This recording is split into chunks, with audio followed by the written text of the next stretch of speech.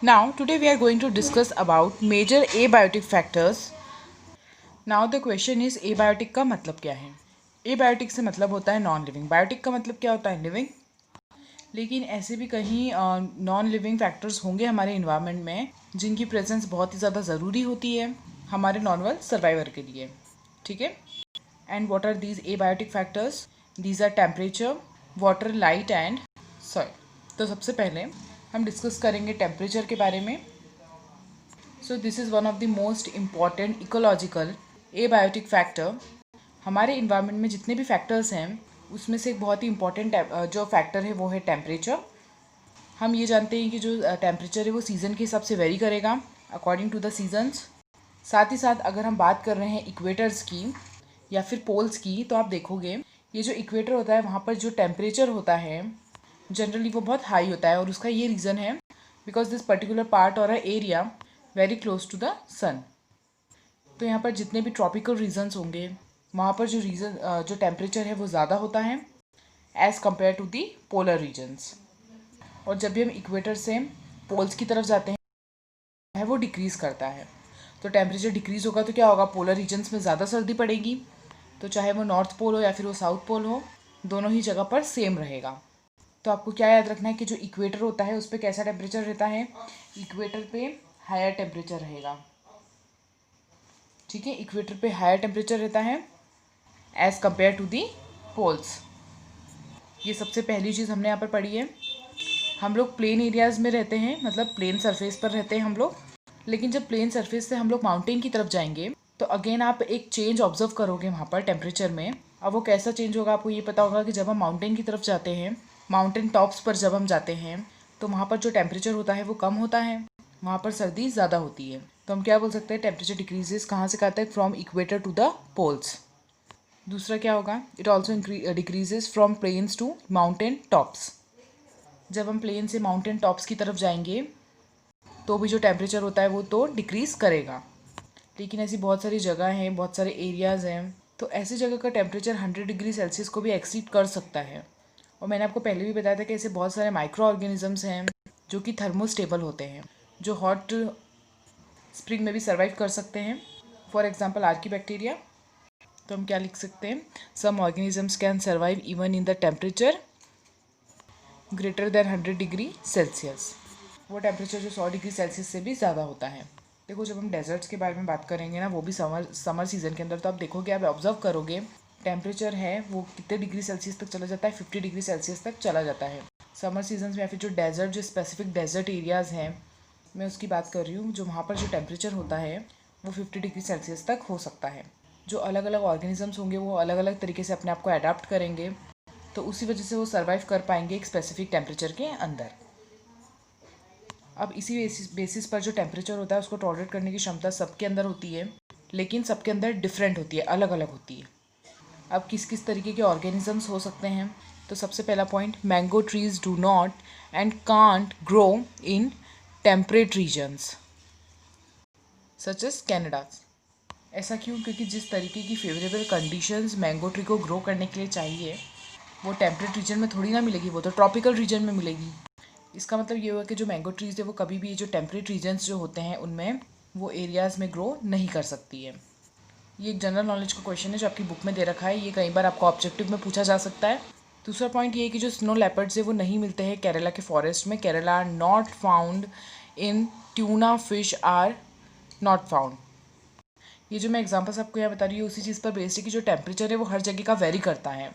सभी लोगों को अलग अलग तरीके के टेम्परेचर में सर्वाइव करने की आदत होती है. तो जिस तरीके की फेवरेबल कंडीशन होने चाहिए और जहाँ पर वो अवेलेबल नहीं है वहाँ पर वो सर्वाइव ही नहीं कर पाएंगे. तो आप क्या लिख सकते हो? Snow leopards are not found in the forest of Kerala and the tuna fish is not found in beyond the latitude. ठीक है. तो ये कुछ आप पॉइंट्स हैं जो आपके एनसीईआरटी में गिवन है. तो मैं आपको बताती कुछ अलग अलग तरीके के एनिमल्स हैं, ऐसे एनिमल्स जो वाइड रेंज टेम्परेचर में भी सर्वाइव कर रहे हैं. तो वो ऐसे ऑर्गेनिजम्स हैं जो काफ़ी ज़्यादा रेंज में सर्वाइव कर सकते हैं, वाइड रेंज ऑफ टेम्परेचर में भी टॉलरेट करेंगे. तो वो जो ऑर्गेनिजम्स होते हैं वो कहलाते हैं, वो जो एनिमल्स होते हैं वो कहलाते हैं यूरीथर्मल. लेकिन कुछ ऐसे ऑर्गेनिजम्स भी, एनिमल्स भी आपको मिलेंगे जो कि नैरो टेम्परेचर में या नैरो रेंज में नहीं सर्वाइव कर पाते हैं and is there a very huge change, तो क्या होगा, वो सर्वाइव ही नहीं कर पाएंगे। देखो तो ऐसे ऑर्गेनिजम्स को क्या कहते हैं, एक होता है यूरीथर्मल, ठीक है, tolerate wide range of temperature, example birds, ठीक है। एक होता है stenothermal, tolerate only a narrow range of temperature, example fishes और एम्फीबियंस। आप यूरीथर्मल में मैमल्स का एग्जाम्पल भी ले सकते हो, ठीक है। तो ये हमने यूरीथर्मल के बारे में और स्टेनोथर्मल के बारे में बात की है। तो यहाँ पर हमने ये टेम्परेचर के बारे में पढ़ा है। अब हमारा नेक्स्ट फैक्टर है वो है वाटर, उसके बारे में हम पढ़ेंगे। तो वाटर की जब हम बात करते हैं तो सबसे इंपॉर्टेंट चीज़ आपको ये याद रखना है, अर्थ में या वर्ल्ड में जब ओरिजिन चल रहा था, जब फॉर्मेशन चल रही थी सब चीज़ों की, तो जो वाटर की प्रेजेंस में ही सब कुछ हुआ था। और अगर हमारे अर्थ में वाटर नहीं होगा, उसकी अवेलेबिलिटी नहीं होगी, तो लाइफ भी सस्टेन नहीं कर पाएगी। तो हम ये कह सकते हैं कि वाटर एक बहुत इंपॉर्टेंट बायोलॉजिकल फैक्टर है and it helps in the sustainable development of living organisms. इसके बिना लाइफ पॉसिबल नहीं हो सकती है।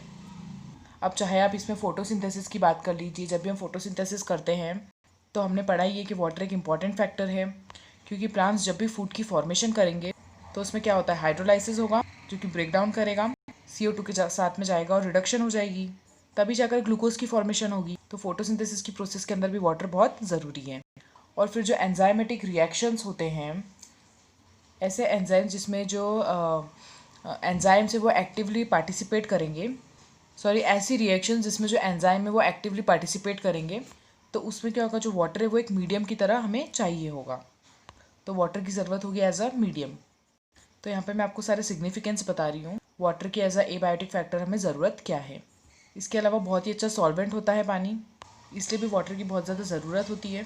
साथ ही साथ में जो एक्वेटिक एनिमल्स है, मतलब एक्वेटिक का मतलब यही कि जो पानी में रहने वाले जो एनिमल्स हैं, अब यार पानी कम होगा या ख़राब होगा, वाटर की क्वालिटी अच्छी नहीं होगी, तो किस तरीके से वो एनिमल्स सर्वाइव कर पाएंगे, नहीं कर पाएंगे वो, क्योंकि उनको भी साफ़ सुथरा पानी चाहिए होता है। जो पानी का जो केमिकल कंपोजिशन है, पानी का जो pH होता है, ये बहुत इंपॉर्टेंट फैक्टर्स होते हैं। ज़रा सा भी चेंज होगा ना इन फैक्टर्स के अंदर, तो जो वाटर है उसमें जो एनिमल्स रहते हैं उनको सर्वाइव करने में बहुत ज़्यादा प्रॉब्लम आएगी। तो क्या लिखेंगे हम, chemical composition and pH of water. इन सब चीज़ों का ध्यान रखना बहुत ज़्यादा ज़रूरी होता है, क्योंकि ये दोनों फैक्टर्स अगर डिस्टर्ब हो जाएंगे तो वाटर की जो क्वालिटी है वो अल्टर हो जाएगी, और जो इससे एक्वाटिक एनिमल्स हैं उनकी डेथ हो सकती है। अब जो केमिकल कंपोजिशन है इसके अंदर तो सॉल्ट कंसनट्रेशन भी आएगा। तो जब हम सॉइल कंपोनेंट की बात करते हैं तो उसमें जो इनलैंड वाटर होता है, मतलब जो हम पॉन्ड वगैरह की बात करते हैं, तो उसमें 5 ppm या आप परसेंटेज के हिसाब से भी मेजर कर सकते हो।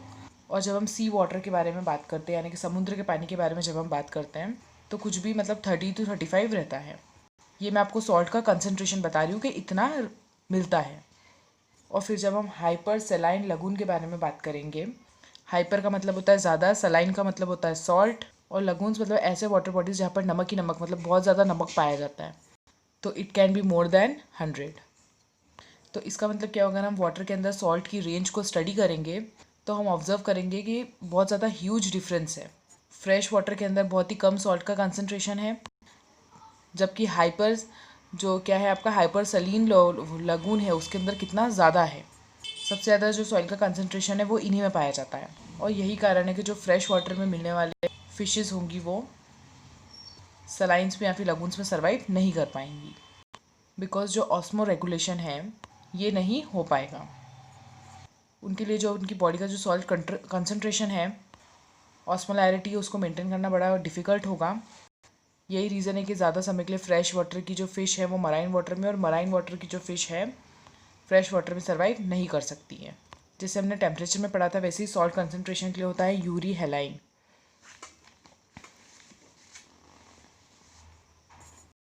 ऐसे इंडिविजुअल्स या ऐसे ऑर्गेनिजम्स जो कि wide range of salt concentration में भी सर्वाइव कर सकते हैं वो होंगे यूरी हेलाइन, लेकिन जो बहुत ही नैरो रेंज में सर्वाइव करेंगे उनको कहा जाता है स्टेनो हेलाइन। तो यहाँ पर जो सेकंड टॉपिक था वाटर वो भी हमने कंप्लीट कर लिया है। अब थर्ड इज़ लाइट। अब लाइट की क्या इंपॉर्टेंस है, सबसे पहले जब हम लाइट के बारे में बात करते हैं तो सोर्स ऑफ एनर्जी, सन हो गया तो वो क्या है, very good source of energy है। और जब हम लाइट के बारे में बात करेंगे तो फोटोसिंथेसिस की प्रोसेस सबसे पहले आनी चाहिए। ऐसा इसलिए क्योंकि जब हम सभी लिविंग ऑर्गेनिजम्स के बारे में बात करेंगे, किसी भी एक एरिया का आप एग्जांपल ले लो, सबसे पहले फूड को प्रोड्यूस करने वाले ऑर्गेनिज्म यानी कि प्राइमरी प्रोड्यूसर कौन है, ग्रीन प्लांट्स होते हैं। And how are this green plants able to produce their food? ऐसा क्या है इनके पास? क्लोरोफिल पिगमेंट है इनके पास में, जो कि सनलाइट को ट्रैप करती है, तभी जाकर उनके अंदर फूड की फॉर्मेशन हो पाती है। और यही रीज़न है कि एनर्जी उनके पास में ज़्यादा होगी और उनसे क्या होगा फिर बाकी एनिमल्स को मिलेगी। तो इसका मतलब क्या होगा, अगर लाइट ना हो तो फोटोसिंथेसिस नहीं होगी, और फोटोसिंथेसिस ही नहीं होगी तो पूरी की पूरी फूड चेन ही डिस्टर्ब हो जाएगी।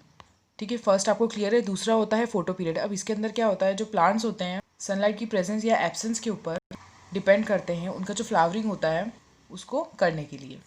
तो एक ये भी बहुत ज़्यादा इंपॉर्टेंट फैक्टर है। लेकिन जब हम बात करेंगे कि बहुत सारे टॉल ट्रीज़ हैं and there are some shrubs, तो क्या होगा, ये जो श्रब्स हैं इनके अंदर सनलाइट आ ही नहीं पाती है, पहुंच ही नहीं पाती है। क्यों? क्योंकि ये छोटे होते हैं ये, क्योंकि ये जो टॉल ट्रीज़ होते हैं प्रिवेंट कर देते हैं सनलाइट को वहाँ तक पहुँचने में। तो ये जो श्रब्स होती हैं छोटी छोटी, ये अपने आप को अडेप्ट कर लेती हैं कि बहुत ही लिमिटेड सनलाइट हमको मिलने वाली है, तो इनको पता होता है कि हमको बस इसी में ही काम चलाना है। हमेशा जब भी हम फूड की फॉर्मेशन करेंगे तो हम बहुत ही लिमिटेड सनलाइट में करेंगे। तो क्लियर हो गया आपको, यहाँ पर फोटोसिंथेसिस के लिए बहुत कम मात्रा में लाइट पहुँचती है, लेकिन इन्होंने अपने आप को उसी चीज़ के हिसाब से अपने आप को एडजस्ट कर रखा है।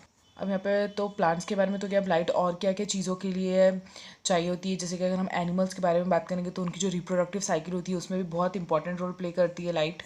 तो नेक्स्ट पॉइंट क्या हो गया आपका, रिप्रोडक्टिव साइकिल। तो ये भी इंपॉर्टेंट पॉइंट है और ये आपको सब याद रखना है। And both these points are depend upon the absence and presence of the sunlight.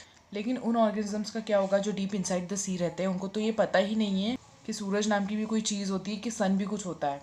तो ऐसी टेरेस्ट्रियल बॉडीज़ है जो कि बहुत ही एनर्जी में बहुत very good source of energy है। वो जितने भी टेरेस्ट्रियल एनिमल्स हैं उनको जो एनर्जी प्रोवाइड करवा रही है, सबके लिए बहुत ज़्यादा बेनिफिशियल है।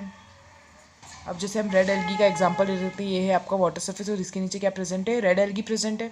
तो अब ये किस तरीके से, ये एल्गी किस तरीके से फूड की फॉर्मेशन करेगी, कोई ना कोई सोर्स तो होगा। क्यों? क्योंकि ये भी क्या है, फोटोसिंथेटिक है। तो क्या होता है कि जो सन से आने वाली यूवी रेडिएशंस जो होती हैं, तो जितने भी स्पेक्ट्रम होते हैं वो विजिबल होते हैं, पर सारे तो विजिबल नहीं होते हैं। लेकिन कुछ ऐसी भी रे ऑफ लाइट होगी, मीन्स यूवी रेज के कुछ कंपोनेंट्स ऐसे होते हैं जो कि deep inside the sea penetrate करेंगे, and because of the presence of these components red algae will be able to produce their food. तो ये आपका थर्ड फैक्टर था लाइट, जिसके बारे में हमने पढ़ा। ये सारे इंपॉर्टेंट फैक्टर्स हैं इसके। अब हम फोर्थ फैक्टर के बारे में बात करें जो कि एबायोटिक फैक्टर है, जिसका नाम क्या है, सॉइल। देखो, तो जो बेसिकली नेचर होता है सॉइल का और जो प्रॉपर्टीज़ होती है सॉइल की, वो अलग अलग जगह के हिसाब से वेरी कर सकती है। ऐसे बहुत सारे फैक्टर्स जो सॉइल की कंपोजिशन को या फिर सॉइल की जो प्रॉपर्टी है उसको चेंज कर सकते हैं, उसको अफेक्ट कर सकते हैं। अब हो सकता है वेदरिंग किस तरीके से हुई हो सॉइल की। दूसरा हो सकता है क्लाइमेटिक कंडीशन का। क्लाइमेटिक कंडीशन तो बहुत इंपॉर्टेंट फैक्टर है सॉइल के बारे में अगर हम बात कर रहे हैं तो। साथ ही साथ में हम ये देख सकते हैं कि जो सॉइल है वो ट्रांसपोर्टेड है या सेडिमेंट्री है, मतलब एक ही जगह पर काफ़ी समय से प्रेजेंट है।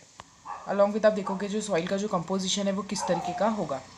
तो यहाँ पर हम सॉइल के बारे में बात करें जो कि एक बहुत अच्छा एबायोटिक फैक्टर है।